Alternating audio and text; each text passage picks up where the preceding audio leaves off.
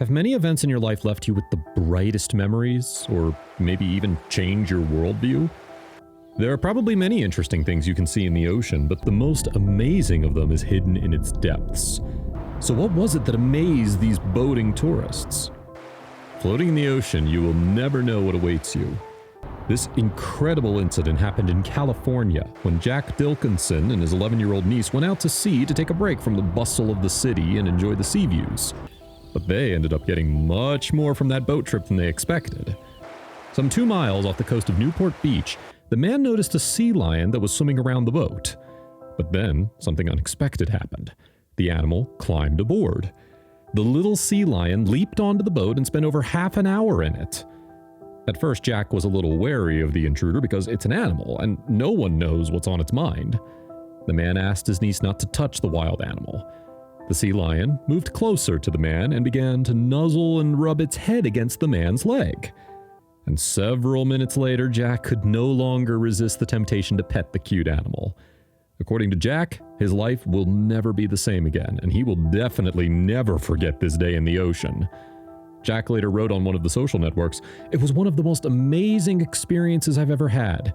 Unfortunately, I didn't have enough time to catch any fish yet so that I could treat my new friend. I appreciated every second because I didn't know how long it was going to last. The encounter was completely on the sea lion's terms. He wanted to come rest on me, so I let him." And our next story is no less interesting.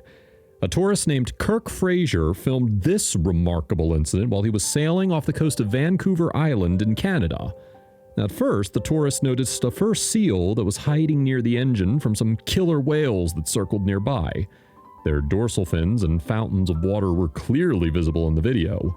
Everyone was very worried about the seal but didn't know how to help. However, the seal didn't give up and climbed onto the boat, even though it was also afraid of the people. There were about 12 orcas. They kept sounding and jumping up right behind the boat, searching. The seal got scared when it jumped onto the boat, so it jumped back into the water, but then it jumped back onto the boat again. 4 or 5 predators emerged from the water and looked at it. Nick Templeman, the tour guide, said in an interview. Although Templeman has been in the whale watching business for about 20 years, this was the first time he saw such a massive hunt. It wasn't just one family of killer whales, but 4 or 5. Fortunately for the seal, the killer whales gave up and swam away about a half hour or maybe an hour later. The seal waited a few more minutes, then jumped into the water and left, Templeman added.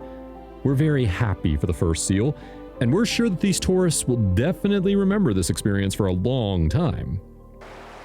Scientists have recently discovered that seals can recognize each other even after 10 years of separation, which suggests that their cognitive abilities are much better than we previously believed.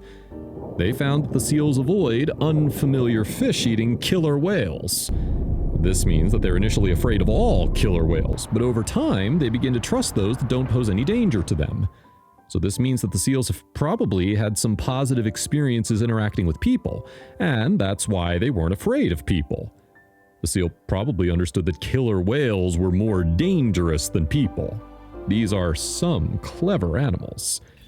Seals are a group of animals that includes 2 families, true seals and eared seals. They are very similar in appearance. They both have streamlined bodies and limbs modified into flippers.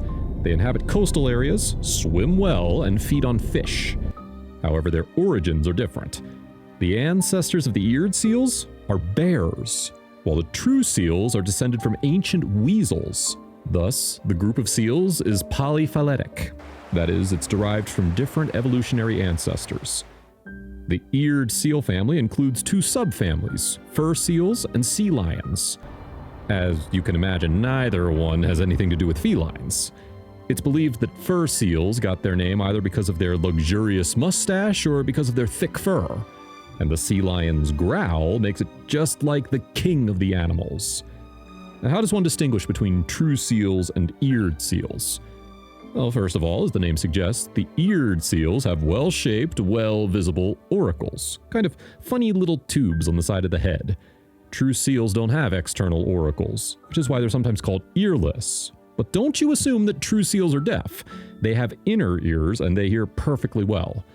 A special muscle closes the ear canal when they're diving, so no water gets inside. How else do true seals differ from eared seals? By the way, they both move on land and in water. Eared seals have long front flippers, which they lean on when moving on land while bending forward with their hind flippers. Eared seals move rather quickly on land by jumping and pushing off the ground with their flippers.